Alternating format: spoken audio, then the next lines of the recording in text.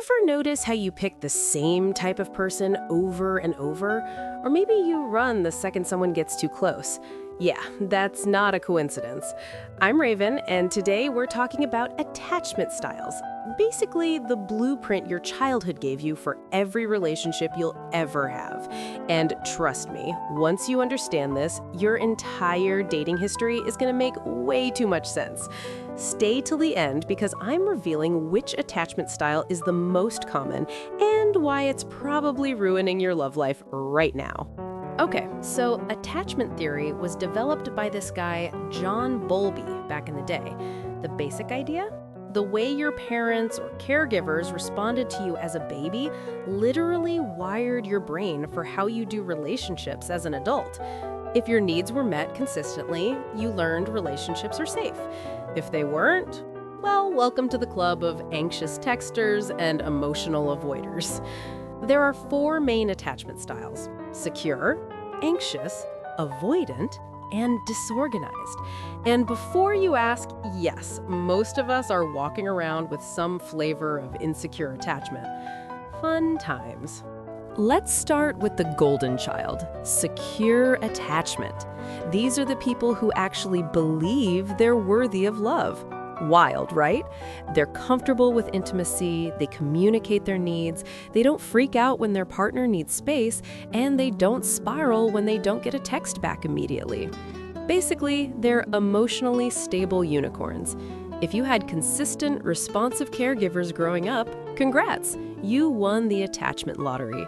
Only about 50% of people are securely attached, which explains a lot about modern dating. Now we get to my personal favorite. Anxious attachment. This is the "why haven't they texted me back in 3 minutes? Do they hate me now?" energy.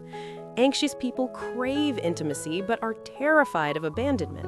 You constantly need reassurance, you overthink everything, you might come across as clingy or needy, and you absolutely lose it when someone pulls away. This happens when your caregiver was inconsistent, sometimes loving, sometimes unavailable. So your brain learned that love is unpredictable and now you're constantly trying to secure it. You're not crazy, you're just anxiously attached. There's a difference. On the flip side, we have avoidant attachment, the people who ghost you after 3 perfect dates. Avoidants are terrified of intimacy and dependency. They value independence above everything. They struggle with emotional vulnerability. They pull away when things get too close, and they genuinely believe they're better off alone. This style develops when caregivers were emotionally unavailable or dismissive of your needs. So you learned to not need anyone because needing people meant getting hurt. The irony? Avoidants desperately want connection, but their nervous system treats intimacy like a threat. It's a special kind of hell. And then there's disorganized attachment, the "I hate you, don't leave me" energy. This is a mix of anxious and avoidant, and it's the most painful one. You want closeness, but when you get it, you panic and push away. You're basically at war with yourself. This usually comes from trauma, abuse, or having a caregiver who was both a source of comfort and fear.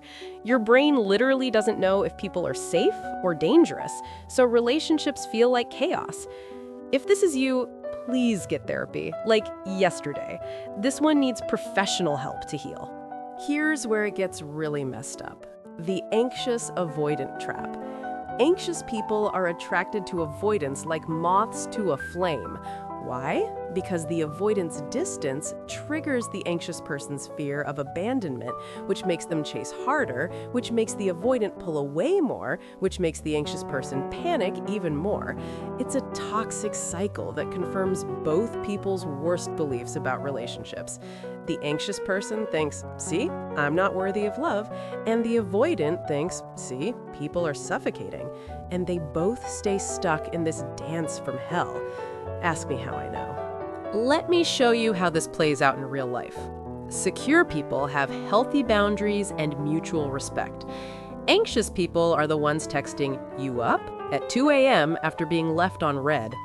Avoidants are the ones who say they need space right after you get vulnerable. And disorganized They're breaking up with you on Monday and showing up at your door professing love on Wednesday. Your attachment style affects everything: who you're attracted to, how you fight, whether you can trust, how you handle conflict, and why you keep ending up in the same painful situations. So here's the good news. Attachment styles aren't permanent. You can move from insecure to secure, but it takes work. Therapy is huge, especially for disorganized attachment. For anxious types, you need to learn self-soothing and that your worth isn't determined by someone's response time. For avoidance, you need to practice vulnerability and learn that intimacy won't destroy you. And the biggest hack? Date someone securely attached. Secure people can actually help heal your attachment wounds because they're consistent and safe. It's like rewiring your brain through healthy relationship experiences. Real talk, I was anxiously attached for years. Childhood emotional neglect, plus some fun abandonment experiences, left me constantly needing validation. Every relationship was me desperately trying to prove I was worth staying for. Therapy helped me understand that my attachment style wasn't my fault, but healing it was my responsibility. Now I'm working towards secure attachment. And let me tell you, it's weird to not panic when someone doesn't text back immediately, but it's also freedom. Okay, drop a comment and tell me, which attachment style are you? Be honest, no judgment here, we're all a mess. Subscribe because next week I'm breaking down trauma bonding and why you can't leave toxic relationships. It's gonna hurt, but you need to hear it.